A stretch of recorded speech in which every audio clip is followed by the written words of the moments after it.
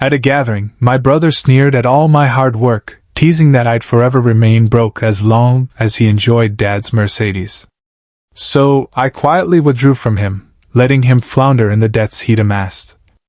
They say family is meant to be your safe haven, the one constant place where, regardless of the mishaps, bills, or long, lonely nights, you always find refuge. But sometimes the very people meant to catch you are the ones who cause you to stumble the hardest. I should have seen the writing on the wall. The minute I stepped into Michael's party, I was greeted by the sound of his voice booming down the driveway, a performance meant for a stage. The music reverberated through the rented house, a space financed by loans, half-truths, and the unthinking generosity, or perhaps the sheer naivety, of our parents. I was there because Mom had insisted I attend, promising it would be just an hour. Michael, however, missed me entirely. He longed for the version of me that had always stayed in the shadows, the one who clapped politely when he unveiled his latest get-rich-quick plan. That person had died quietly over a year ago, yet no one had ever sent out a farewell notice. As I crossed into the kitchen, I immediately recognized the familiar circle that Michael had formed, surrounded by his so-called entourage, old high schoolmates who had peaked in their 20s, wannabes in real estate, self-proclaimed crypto enthusiasts, and former athletes who had turned to noisy, cheap drinks. Michael thrived on their attention, and tonight, I was his focus. The instant he spotted me, his face lit up as though he had rehearsed the moment. "There he is, my diligent little brother," he seemed to announce, while the room's attention fixated on me, as if I were a part of the show. Amid the laughter, someone, holding an IPA that was only half full, mocked my persistent 9-to-5 grind. Michael clapped the joker on the back and urged, "Come on, don't make fun, he's doing his best. Not everyone can risk it all." I forced a tight smile, though my expression betrayed me. Still, I stayed composed as Michael launched into his theatrical act. He had always been the one seen as responsible, the one who kept every receipt, fretted over his credit score, and still drove the same old Civic from his college days. One day, I mused, they might even erect a monument in honor of that very car. More laughter erupted, and someone whistled, as if to punctuate that idea. Then Michael leaned in, his tone dropping to a conspiratorial murmur.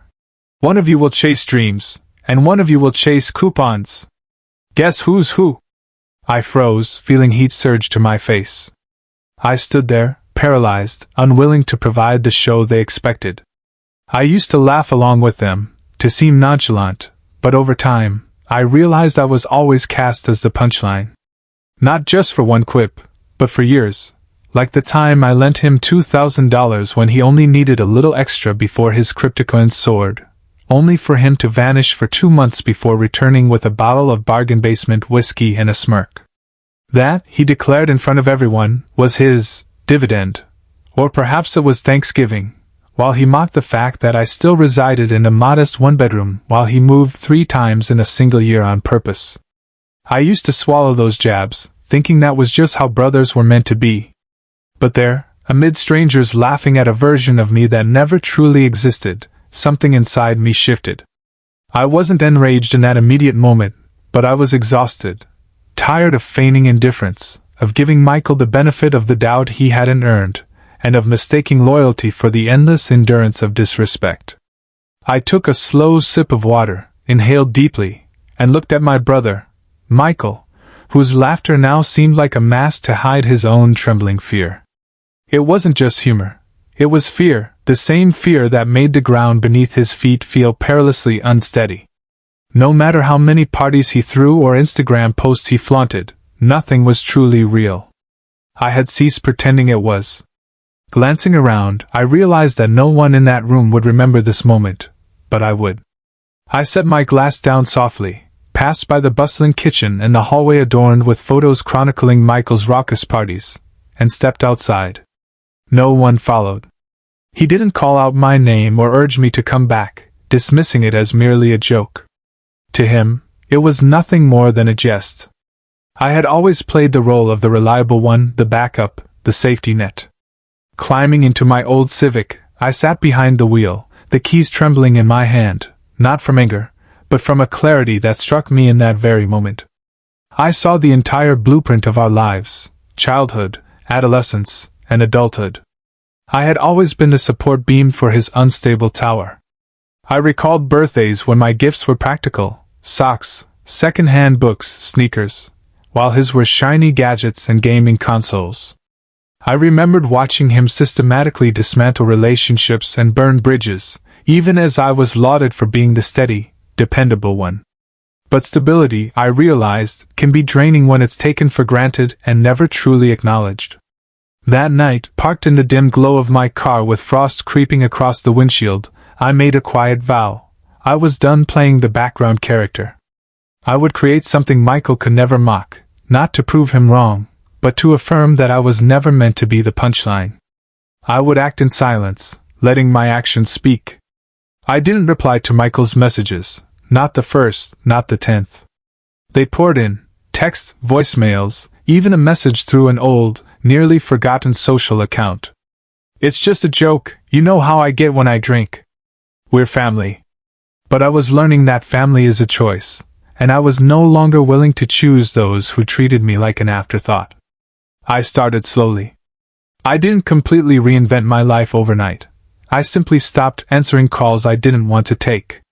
I transformed my apartment into a true sanctuary, hung up art, cooked nourishing meals, played music in the evenings that felt authentic to me.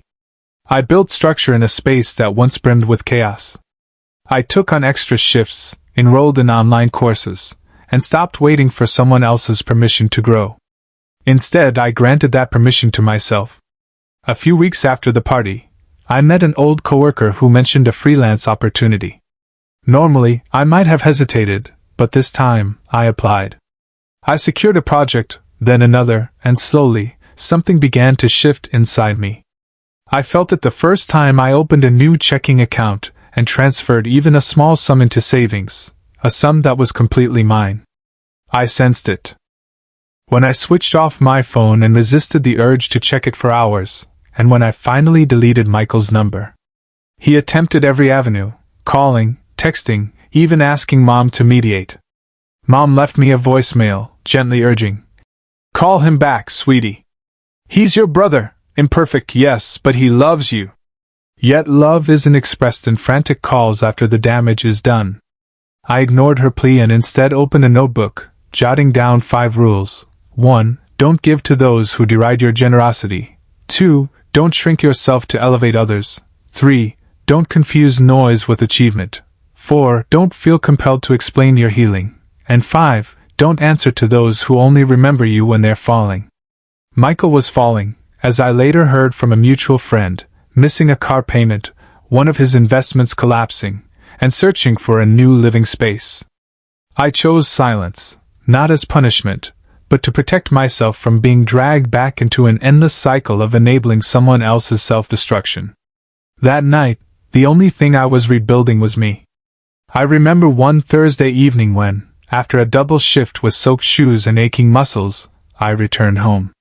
Instead of collapsing onto the couch, I stood in the center of my modest living room and surveyed the space.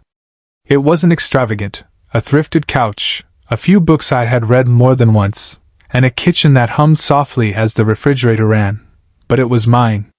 No one had critiqued the way I folded my towels, commented on the aroma of my dinner, or left the milk carton empty. In that quiet, I found solace. I resumed writing, not for anyone else, but for myself, capturing raw truths that had long been suppressed. Michael once dismissed my potential, insisting I wouldn't succeed because I didn't dress the part. Yet today, dressed in sweatpants, I earned $300 from a client, a small victory I cherish like precious treasure. I began meal prepping, learned to change my own oil, and even started a tiny herb garden on my windowsill. The herbs were slow to sprout, but that pace was okay with me because, for once, I wasn't hurrying the process. Growth needed time, and I was finally giving it the time it deserved. Every so often, I would hear updates: Michael blaming a bad market, lamenting that he was caught between ventures, trying to persuade friends to co-sign for another apartment. Still, my phone remained silent. I recorded yet another journal entry. You don't have to set yourself ablaze to keep someone else warm. I repeated that each morning, until one day there was a knock at my door. It was our cousin, Drew, looking uneasy and clutching a plastic grocery bag, avoiding my eyes. Mike asked me to come talk to you, he said, confessing that Michael was in a dire place and had apologized, claiming he had changed. I welcomed Drew inside, made him tea and listened. Then, in a calm voice I said, I'm not angry, I'm just done. He nodded, clearly unaccustomed to consequences. I'm not going to be the one to always catch you, I added. Drew left, and as I closed the door behind him, my heart pounded. That conversation wasn't about Michael. It was about reclaiming myself after years of bending so that others wouldn't break. The following day, I received my first client referral, a real opportunity that brought in actual money. I danced in my kitchen with arms raised, celebrating privately without calling anyone. It began with a text from an unknown number. Hey, you free to talk? I recognized the voice immediately, though he rarely kept the same number for long. I stared at the message, made a pot of coffee, and eventually deleted it without replying. Hours later, another message arrived, a terse plea without details or apologies. 2 days passed, then came a slurred voicemail. I messed up, alright? Can we just talk? I need someone, please call me back. I didn't respond. I understood that his need was an endless void, and I was no longer willing to pour myself into it. Soon, whispers from mutual friends trickled in. Michael had been evicted, his car repossessed, his credit frozen. He was now couch surfing. I said nothing. Deep inside, a younger version of me stirred, the one who once believed that being the good brother meant always saving him from freefall. But that part had grown up. I later saw Michael at a gas station near my place. He didn't notice me. He seemed diminished, not in stature, but in spirit, with slumped shoulders, a phone pressed to his ear, and frantic gestures as if begging for someone to listen. Watching him from across the lot, I realized for the first time I was not obligated to hold him up. That night I wrote, Sometimes loving someone means letting them experience the very pain you've long shielded them from. I slept free of guilt. Over the next week or two, our silence stretched longer than it had in years. Initially, I braced for the next burst of self-inflicted guilt disguised as familial duty, checking my phone out of habit, expecting that familiar sting. But it never arrived. Instead, I found peace. I began to invest more time in the things I truly enjoyed, cooking slowly, walking in the park, reading books I'd meant to revisit, and reconnecting with people who accepted me as I was, not as they wished me to be. My world didn't crumble just because Michael was absent, it expanded. One day, I bumped into Sarah, a mutual friend from high school, who remarked, So, is Michael crashing with Aaron now? I hear it isn't going well. Aaron's had enough of his comings and goings, the freeloading, the drama. I nodded unsurprised, and when she asked if I would ever speak to him again, I hesitated. Honestly, I don't know, I admitted. But I wasn't angry, not really. Somewhere between his silence and mine, I had stopped carrying the weight of his choices. I wasn't ignoring him out of spite, I was simply letting go. A few nights later, I received another message, this time from an acquaintance I barely knew, saying, Hey man, sorry to bug you. Mike said to reach out because he's in a really bad place. Could you meet him just once? Funny how, just once, often means starting over. I didn't reply immediately. I sat with it for a long time, recalling all the nights I'd rushed to his aid, the drives across town, the loans, the delayed apologies that were mere stalling tactics. I remembered years of being the fallback, the emotional crutch, and I realized how liberating it felt to finally stand on my own, unburdened by shame or obligation. I wrote another journal entry. He's falling, and for the first time, I won't be there to catch him. This isn't cruelty, it's survival. A few days later, I found myself passing by a cafe I hadn't visited in ages, the very spot where Michael and I once dreamed of a brighter future before the pretense and simmering resentment took over. I recalled sitting in that booth, whispering about businesses, travel, and freedom when we were just naive, hopeful kids. Now, As I glanced inside and found it empty, I realized that I missed the person he used to be, not the man he had become. I took out my notebook and wrote a letter to Michael, a letter I never intended to send, but one that I needed to compose for myself. Michael, I hope you find your way, I really do. I wish for you to understand that love isn't a bank deposit you withdraw from at whim, that trust isn't built on empty apologies, that being loud doesn't equate to being right, and that I was always cheering for you, even when I chose to walk away. I folded the letter carefully, tucking it into the back of my journal, then poured myself a cup of tea and opened a book, allowing the stillness to wash over me. It was the kind of silence that filled you with calm rather than emptiness, and I finally understood that sometimes falling without a safety net is the only way to learn how to rise again. It was a Sunday morning when everything seemed to slow down. The soft sunlight filtered through my blinds in a gentle, golden haze as I prepared a light breakfast of sliced fruit and listened to an old jazz playlist, simply enjoying the moment with no particular agenda. Then, the doorbell rang. I almost didn't answer, but something inside urged me to see who it was. On the porch stood Michael, still wearing the same hoodie from 2 winters past, his hair in disarray, eyes red and weary, a backpack slung over one shoulder, and nothing else. He didn't smile. "Hey," he said. I remained silent. He lowered his gaze, then raised it to meet mine. "I don't know where else to go," he confessed for a moment. In that instant, memories of our childhood flashed before me, days spent building pillow forts, racing bikes, and watching cartoons while devouring cereal straight from the box. But then reality set back in. I stepped outside, gently closing the door behind me. "You can't stay here," I said, my voice surprisingly calm and firm. He blinked rapidly, as if confused by my resolve. "I'm not trying to restart everything," I continued. "I just can't offer you refuge for a few days." He swallowed hard, his eyes searching mine. "You're serious?" he whispered. I nodded slowly. "I'm not angry, but I've changed. I won't bend backward anymore." He ran his hand through his disheveled hair, took a shaky breath, and admitted, "I've got nothing."